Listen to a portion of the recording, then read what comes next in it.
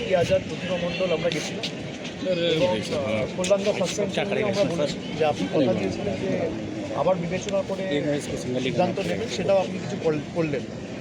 তো ওনার কাছে তো কোনো সদুত্তর নেই, উনি কিছু বলতে পারেননি। উনি বলেছেন নেক্সট সেশনের আগে আমি এগুলো করে দেবো। আমি বললাম এই সেশন তো দেখতে দেখতে হয়ে গেল, আমরা তো এসছি জুলাই মাসের 22-23 তারিখ, আজকে প্রায় আগস্ট মাসের 12 তারিখ, 20 দিন ধরে তো আপনি কিছুই করলেন না। বাইকটা আমি শোনাতে চাইছি না আপনাদেরকে, আমি যেটা দেখাতে চাইছি, বলতে চাইছি যে খবর গতকাল থেকে চলছে যে অভিষেক নাকি ফুরুত হয়ে গেছেন, চলে গেছেন, 25টা ব্যাগ নিয়ে চলে গেছেন, সেটা মিথ্যে খবর। কারণ এই যে বক্তব্য যেটা দেখছিলেন, এটা আজকের বক্তব্য। পেছনে পার্লামেন্ট দেখতে পাচ্ছেন, দিল্লিতে উনি আজকে বক্তব্য রেখেছেন, মানে অভিষেক যাননি। ওনার সম্পর্কে এইসব ভুলভাল একটা প্রচার চলছে, একটা অন্য ন্যারেটিভ তৈরির চেষ্টা চলছে, যার বাস্তব ভিত্তি নেই।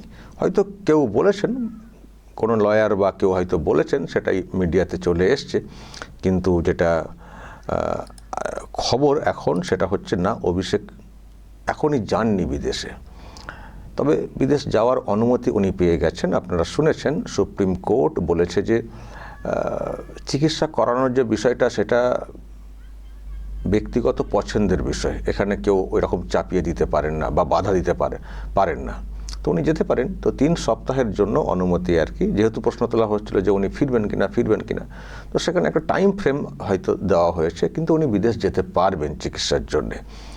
তো সেই খবরটা এসছে, মানে কলকাতা হাইকোর্ট ক্যান্সেল করে দেওয়ার পর সুপ্রিম কোর্ট যেহেতু অনুমতি দিয়েছে, সেই খবরটা সামনে এসছে। তো তারপর থেকেই আবার এই সব খবর চলছে, ফুরুত হয়ে গেছেন, 25টা ব্যাগ, 30টা ব্যাগ, 28টা ব্যাগ, যে যেমন পারছেন, মানে কোনো ইউটিউবার বা মিডিয়া একটা করে ব্যাগ কমাচ্ছেন, বাড়াচ্ছেন। এখানে 25 দেখছেন, কোনো জায়গায় 28টাও দেখছিলাম, 28টা ব্যাগ সুটকেস নিয়ে চলে গেছেন, যাবেন না, চলে গেছেন।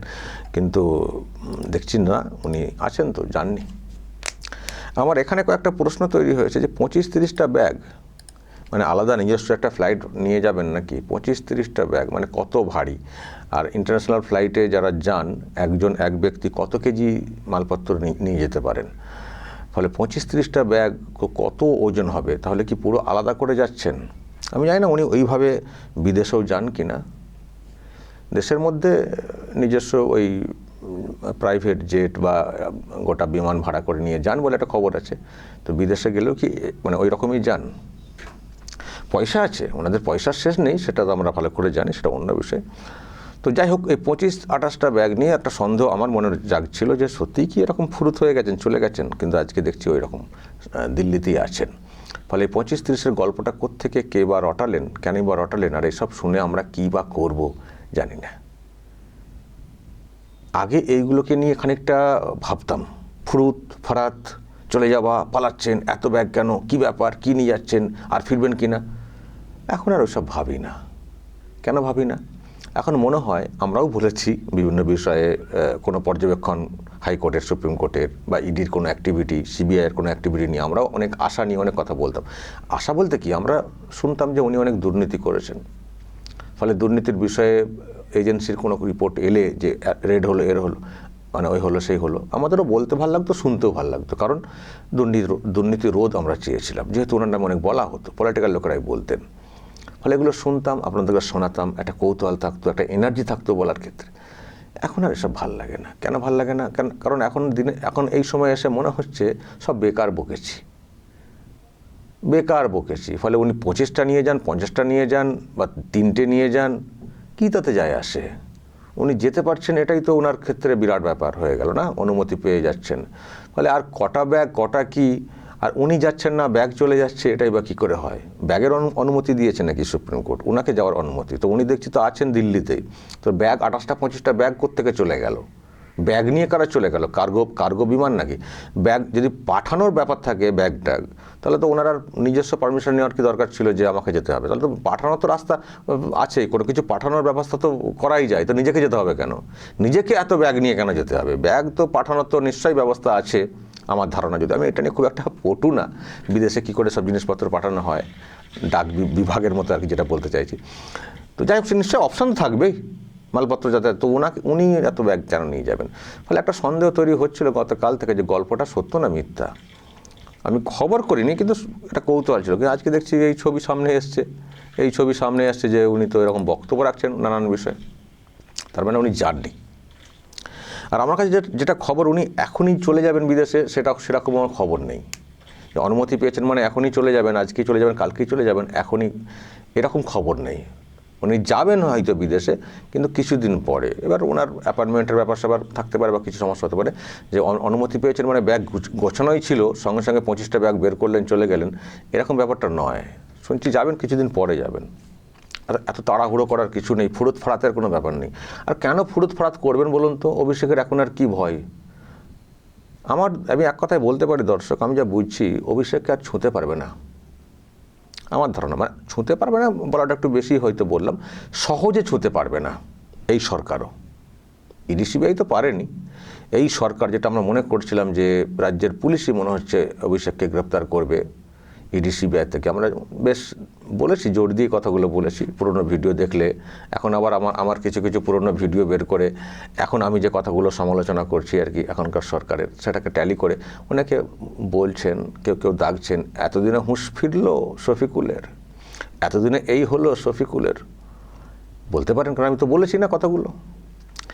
কিন্তু আমি একটা জায়গায় খুব স্ট্রিক্ট থাকি, নীতি, প্রিন্সিপাল এবং সততার জায়গাতে। আমি যা বলেছি এর আগে পরিষ্কার বলে দিয়েছিলাম প্রকাশ্যে, পরিবর্তন চাই, পরিবর্তন জরুরি। কারণ যে সরকারকে আমরা দেখছি, একে দিয়ে ভালো কাজ হতে পারে না, পরিবর্তন জরুরি। পরিবর্তনের জন্য যেটা দরকার ছিল জনমত তৈরি করা, জনমত তৈরি করার জন্য যেগুলো বলতে হয় আমি বলেছি তো। হ্যাঁ, আমি স্বীকার করছি, আমি তো লুকাই না, তো স্বীকার করি। জনমত তৈরি করার চেষ্টা করেছিলাম, জনমত তৈরি হয়েছিল, পরিবর্তন এসছে। আমি যে একাই জনমত তৈরি করছি তা না, অনেকেই করেছে, তার মধ্যে আমি ক্ষুদ্র একটা অংশ।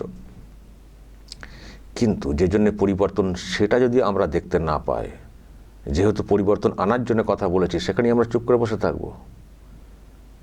আমরা তো পলিটিক্স করি না, আমরা রাজ্যের উন্নতির জন্য বলেছি। ফলে সেটা না দেখতে পেলে আমরা কথা বলবো? তো সেই জন্যে, যেহেতু আমার মনে এখন অনেক প্রশ্ন তৈরি হচ্ছে, যাদেরকে হটিয়ে ক্ষমতায় আসা, তাদের সঙ্গে দোলাদলি, কোলাকুলি, এগুলো খারাপ লাগছে চোখে। আর যে কথাগুলো বলা হচ্ছিল উন্নয়নের ব্যাপার, সেগুলো আমরা সামনে থেকে খুব বেশি দেখতে পাচ্ছি না। যদিও আমি আবারও এটাও মনে করি যে খুব আর্লি, 3 মাস বয়স হয়েছে, তবুও 3 মাসও তো একটা বিষয় দেখলে তো বোঝা যাবে না কোন দিকে এগোচ্ছে বিষয়টা। তো আমরা এখনও পর্যন্ত যা দেখতে পাচ্ছি, সেই আবেগের জায়গা থেকেই সরকারটা চলছে। ঠিক ভোটের সময় যে আবেগের বিষয়টা ছিল, আর আমি বলেছি আবেগ দেখিয়ে ভোট আদায় করা যায়, আবেগে সরকার চালানো যায় না। সরকারকে প্র্যাকটিক্যাল হতে হবে। শুধু সেন্টিমেন্ট আবেগ, চ্যানেল খুললে দেখব ওই আবেগ আর আবেগ, ওইসব বেশি দিন চলবে না। সরকার সবসময় প্র্যাকটিক্যাল হবে। তো একেবারে কোনো কাজ করেনি সেটা আমি বলবো না, সরকার কাজ করেছে, কিন্তু মানুষের প্রত্যাশা যেহেতু তারা অনেকটাই বাড়িয়েছিল, সেজন্য মানুষ তার অঙ্ক মেলাতে চাইছেন। ওনারা বিল পাসের অঙ্ক মেলাচ্ছেন, এখানে মানুষ তার প্রত্যাশার অঙ্ক মেলাচ্ছেন। যা বলেছিল, যেটা ভেবেছিলেন মানুষ, সেটার সঙ্গে কতটা কী হচ্ছে সেটা দেখতে চাইছে। তো সেই জন্য আমাকে তো মানুষের পালস নিয়ে চলতে হবে না। মানুষ যা চাইছেন, মানুষের কথাগুলো তুলে ধরা আমার কাজ। তো আমি সে কথাগুলো বলছি বলে অনেকে আর কি আমার পুরনো বক্তব্য বের করে বলবেন, সমালোচনা করার অধিকার আপনাদেরও আছে। আর আমি ওপেন, খুললাম, আমার লুকানো কিছু নেই। আমি যদি আমার বাংলার উন্নয়নের যে প্রত্যাশা আমারও আছে, সেটা যদি পূরণ না হয়, যদি দেখি এখনও সেই সেন্টিমেন্ট আর আবেগ নিয়ে পেরিয়ে যাওয়ার চেষ্টা করছে সরকার, আমি কিন্তু সরব হব, আরও কথা বলবো।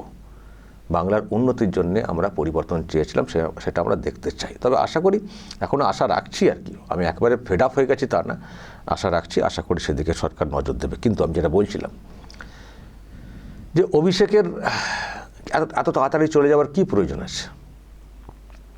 অভিষেকের এখন কি সমস্যা আছে? অভিষেককে আর ধরতে পারবে আপনাদের মনে হচ্ছে এই রাজ্যের পুলিশও? এখনও পর্যন্ত অভিষেকের বিরুদ্ধে মোট কটা কেস হয়েছে? 16টা। তো কালকের পর্যন্ত যেটা খবর, এই 16টা কেসেতেই এখন রক্ষা কবচ আছে। 16টা কেসেতেই এখন রক্ষা কবচ আছে। এটা হচ্ছে এক। দ্বিতীয় যেটা, হয়তো বলবেন আবার তো নতুন কেস হতে পারে।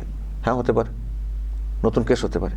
কিন্তু আমি আপনাদেরকে বলি, এর পরে যে কেসগুলো হবে না, এই গত কয়েকদিনে যা তৈরি হলো আদালতের অভিষেকের বিষয়ে, এরপরে যেসব কেস হবে না, সেই কেসের আর কিন্তু সেই রকম গুরুত্বই থাকবে না। কেন বলুন তো? এমনিতেই দেখছেন সুপ্রিম কোর্ট যখন বিদেশে যাওয়ার অনুমতিটা দিয়ে দিয়েছে, কলকাতা হাইকোর্টের বডি ল্যাঙ্গুয়েজ চেঞ্জ হয়ে গেছে।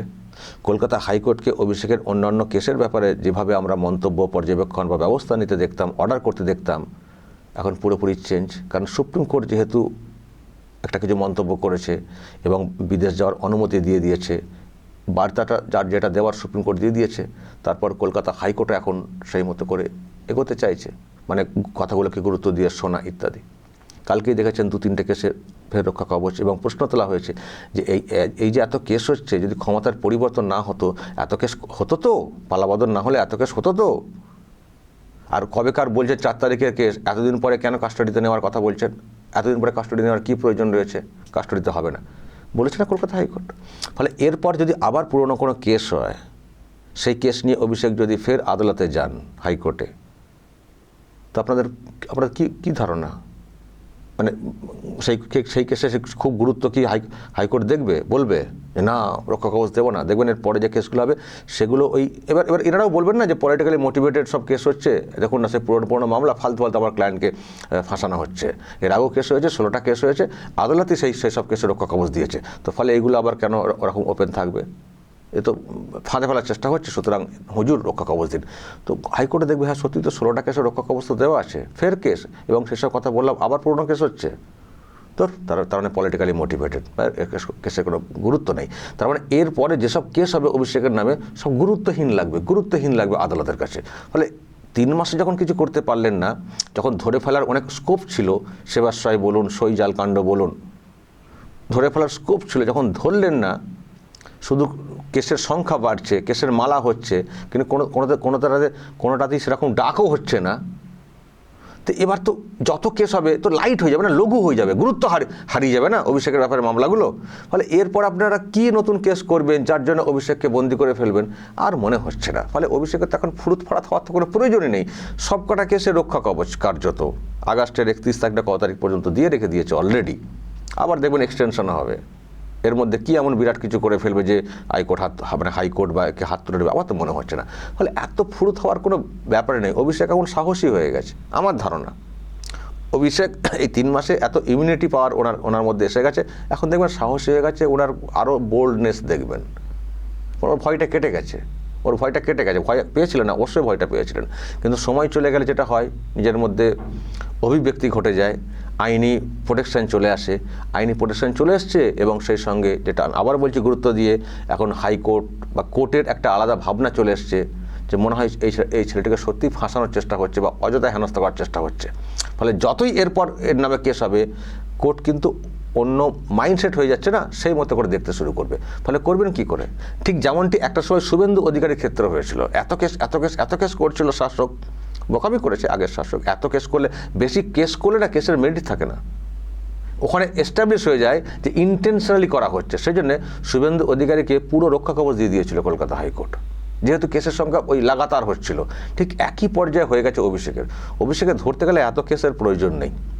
মেন যে বিষয়গুলো যদি লিমিটেড সংখ্যায় রেখে ঠিকঠাক ডাকা এবং ব্যবস্থা নেওয়া, অনেক স্কোপ ছিল অভিষেককে ধরার ক্ষেত্রে, হয় সাহস পায়নি বা সিগন্যাল পায়নি উপর থেকে, সেটাও হতে পারে। ব্যাপার অনেক, আমরা তো সব গুলিয়ে ফেলছি না, আমরা তো এত কিছু দেখবো আফটার চেঞ্জ ভাবিনি তো। যাদের বিরুদ্ধে লড়াই হলো তারাই দোল খাবেন, কফি খাবেন, চা খাবেন, ফটো সেশন হবে, এসব তো ভাবিনি তো। আমাদের হিসেবে তো ওখানে তো আঘাত তো লেগেছে। ফলে জানি না কেনই বা নেওয়া হলো না, কেনই বা রক্ষা কবচ হয়ে গেল সবকটা কেসে শেষ পর্যন্ত।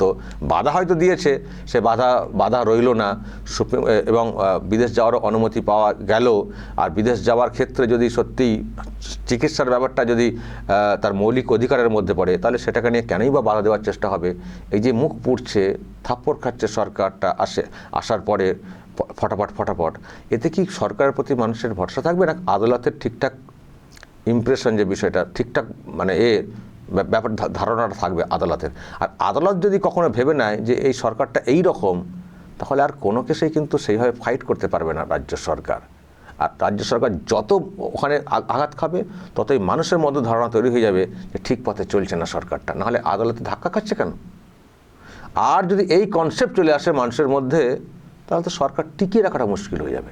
আমি সেই জন্যই বলছি, আমি কদিন ধরে বলছি অনেক কথা, কিন্তু একটা কথা শেষে বলবো, আমরা একেবারে যে নিরাশ হয়ে যাচ্ছি তা না, আমরা বলছি রেকটিফাই করার সময় আছে নতুন সরকারের। সরকার স্ট্রিক্টলি চলুক, সরকার মানুষের পালস বুঝে চলুক, কারণ মানুষ না পাশে থাকলে সরকার চলবে না।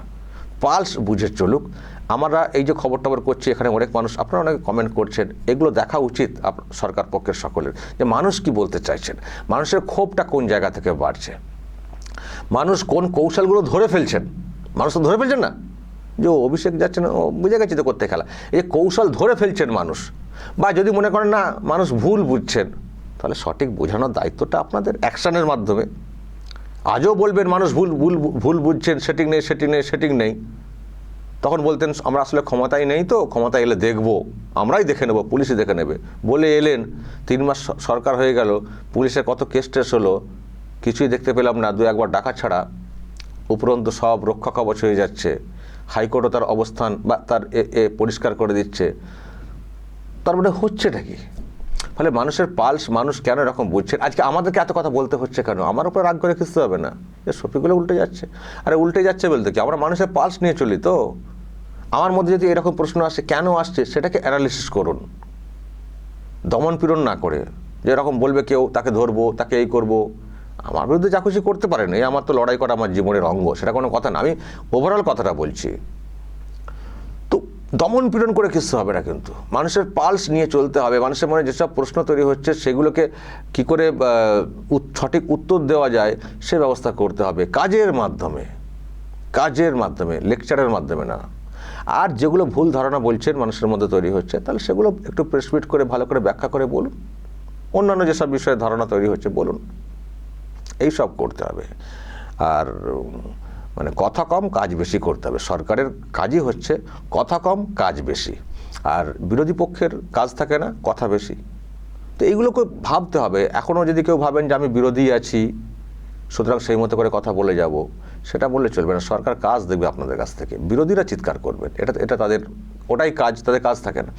ফলে অনেকগুলো কথা আমি খুব ডিরেক্টলি বলছি, তো সেই জন্য হয়তো অনেকের রাগটাগ হতে পারে। তো এই হচ্ছে ব্যাপার দর্শক। এবার আপনাদের মতামত থাকতে পারে, যা বলার বলবেন এবং নজর রাখবেন আরামবাগ টিভি।